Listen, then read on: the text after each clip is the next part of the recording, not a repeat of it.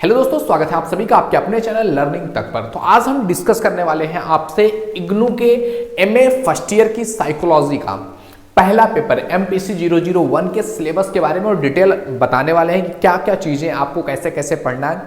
And एक एक topic पर मैं वीडियोस भी बना रहा हूं। ऑलरेडी मैंने कई सारे टॉपिक्स पर वीडियो बना दिया है। यहाँ मतलब एक स्टार्ट से एमपीसी 001 के कई सारे वीडियोस ऑलरेडी मैंने बना दिया है। चैनल पे आप विजिट करोगे आपको दिख जाएगा। और क्या क्या वीडियो बनाया वो मैं सिलेबस बताते समय आपको बताऊंगा कि कैसे कैसे क्या पढ़ना है, क्या एग्जाम में आएगा, सारा कुछ हम डिटेल में अध्ययन करने वाले हैं। सबसे पहले आज सिलेबस समझ लीजिए।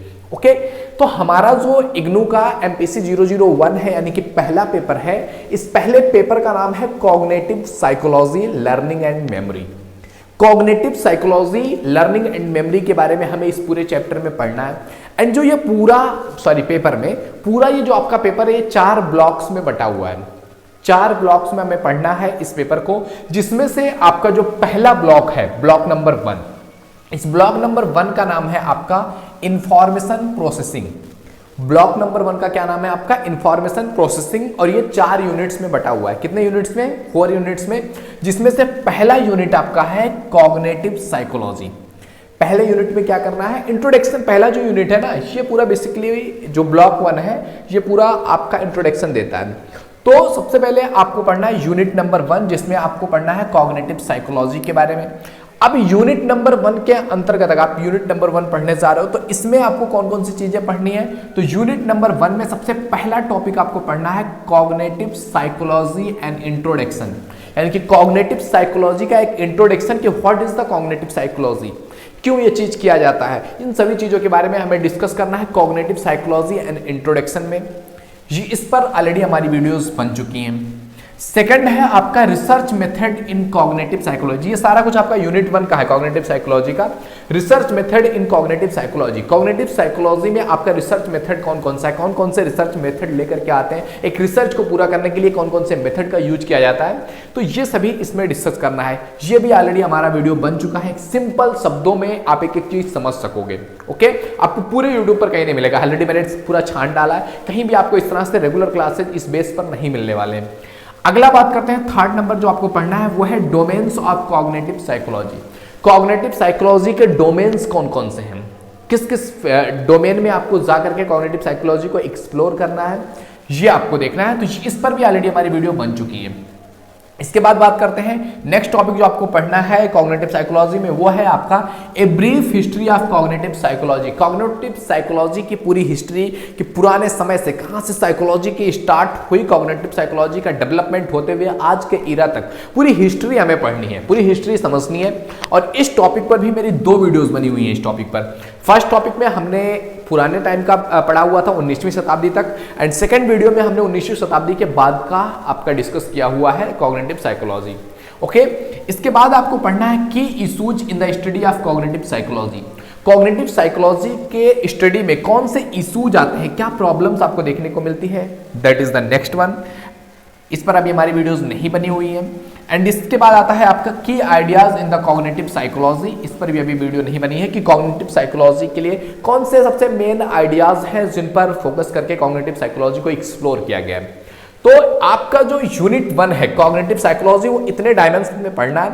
एंड इसके बाद आ जाता है आपका मतलब पूरा समरी कि मतलब इस पूरे से आपने क्या सीखा। एंड इसके बाद आपके क्वेश्चन आंसर आ जाते हैं। उसके बाद आपके जो कौन से बुक्स आपको पढ़ने हैं वो चीज डिस्कस कर दिया जाता है। तो इस तरह से आपका यूनिट 1 में कॉग्निटिव साइकोलॉजी में इतने चीजों पर आपको पढ़ना है, जिसमें से इतना हमारा वीडियोस बन चुका है। आगे भी वीडियोस धीरे धीरे आती रहेंगी आपके लिए लगातार।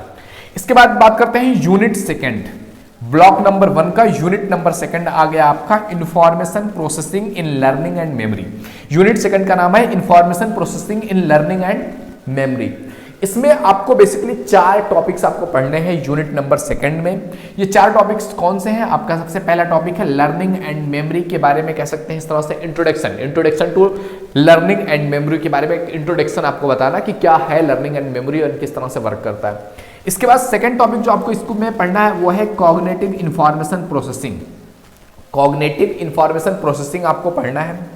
ओके, एंड इसके बाद थर्ड आपको पढ़ना है आपका information processing in learning and memory. Learning and memory में इंफॉर्मेशन किस तरह से प्रोसेस होता है उस चीज के बारे में आपको पढ़ना है। एंड फोर्थ जो आपको पढ़ना है वो है आपका theories of information processing. Information processing को लेकर के कौन कौन सी थ्योरीज आई हुई हैं उसके बारे में डिस्कस करना है। तो इस तरह से आपका जो सेकेंड यूनिट है information processing in learning and memory में आपको 4 टॉपिक्स आपको पढ़ने हैं एंड इसके बाद आपका सम अप आ जाता है, क्वेश्चंस जो इससे रिलेटेड आते हैं वो आ जाता है। तो सारा कुछ हम डिस्कस करने वाले हैं। तो अभी हमने unit 1, unit 2 and board fill up हो चुका है। अब इसके आगे हम बात करने वाले हैं यूनिट 3 एंड यूनिट 4। ब्लॉक 1 में आपके 4 यूनिट्स हैं, 4 यूनिट्स हैं आपके ब्लॉक 1 में, जिसमें से 2 यूनिट्स के बारे में हमने अभी डिस्कस किया, 2 यूनिट्स इसके बाद आइए डिस्कस कर लेते हैं। अब बात करते हैं ब्लॉक 1 के 3rd यूनिट के बारे में। ब्लॉक 1 जैसा हम पढ़ रहे हैं अभी इंफॉर्मेशन प्रोसेसिंग का, इसका तीसरा जो यूनिट है इसका नाम है आपका neuropsychological basic of learning and memory. Learning and memory का न्यूरोसाइकोलॉजिकल बेसिक कौन कौन से हैं इसके बारे में बात करना है ब्लॉक 1 का यूनिट नंबर 3। तो इसमें हमें बात करना है क्या, पहला टॉपिक जो हमें इसमें पढ़ना है इसके अंतर्गत हमें तय करना है, जानना है, उस टॉपिक का नाम है आपका मेमोरी एंड ब्रेन। पहला टॉपिक क्या पढ़ना है आपको, मेमोरी एंड ब्रेन इसमें। सेकंड है आपका मेमोरी कंसोलिडेशन एंड हिप्पोकैम्पस, इस चीज को हमें पढ़ना है। Second memory consolidation and hippocampus. अगला टॉपिक जो आपको पढ़ना है 3rd नंबर का टॉपिक इस यूनिट में, इसमें पढ़ना है आपका interior and literal temporal lobes and memory. इस चीज के बारे में हमें पढ़ना है, समझना है। तो ये आपका तीसरा पॉइंट हो गया जो आपको यूनिट 3 में पढ़ना है। 4th पॉइंट आपको क्या पढ़ना है, animal models of memory. Animal models of memory के बारे में पढ़ना है 4th टॉपिक आपको। इसके बाद 5th टॉपिक पढ़ना है आपका imagine the human brain and memory. Imagine the human brain and memory के बारे में आपको पढ़ना है 5th नंबर का topic. And 6th number topic पढ़ना है आपका cellular basis of learning and memory. Learning and memory का सेलुलर बेसिस क्या है। तो इस तरह से आपका यूनिट नंबर 3 है neuropsychological basics of learning and memory, उसके अंतर्गत हमें इन 1 2 3 4 5 6 इन 6 टॉपिक्स पर पढ़ना है। ओके, इसके बाद बात करते हैं ब्लॉक 1 का ही यूनिट नंबर 4 है आपका models of information processing. Information processing के मॉडल्स कौन कौन से हैं इसके बारे में बात करना है। एंड इसके अंतर्गत भी 6 टॉपिक्स को आपको पढ़ना है। इसमें कौन कौन से टॉपिक्स आते हैं, इसमें सबसे पहला आता है आपका Waugh and Norman's model of primary and secondary memory. Primary और सेकेंडरी मेमोरी का जो मॉडल था आपका वाफ का एंड नॉर्मन का। वाफ और नॉर्मन ने प्राइमरी और सेकेंडरी मेमोरी को लेकर के मॉडल तैयार किए हैं, उसके बारे में पढ़ना है कि वो क्या है, किस तरह से प्रोसेस करते हैं। सेकंड आपको पढ़ना है इसमें अटकिंसन एंड शिफ्रिन्स, इन दोनों का इन्होंने भी अपना रूल दिया हुआ है, अपने नियम दिए हुए हैं। स्टेजेज ऑफ मॉडल, मॉडल के स्टेजेस के बारे में इन्होंने बताया हुआ है कि किस तरह से मेमोरी वर्क करता है, लर्निंग एंड मेमोरी किस तरह से प्रोसेस होता है। तो इसमें इन्होंने अपना रूल दिया था, उसको पढ़ना है अच्छे तरीके से कि क्या है, कैसे है, उन्होंने किस तरह से इसमें अपने आप को व्यक्त किया हुआ है। अगला है आपका 3rd number level of recall. Level of recall पढ़ना है कि किस तरह से व्यक्ति किस लेवल तक कैसे रिकॉल करता है, क्या चीज उसमें वर्क कर रही होती है, इस चीज के बारे में पढ़ना है 3rd टॉपिक हमें यूनिट नंबर 4 में। एंड इसके बाद पढ़ना है आपका लेवल्स ऑफ प्रोसेसिंग।